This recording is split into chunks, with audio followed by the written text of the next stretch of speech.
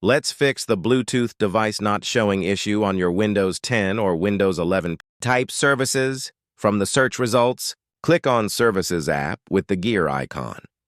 In the Services window, scroll down slowly and look for these 3 services on display. Right-click each service. Select Properties and make sure the startup type is set to automatic.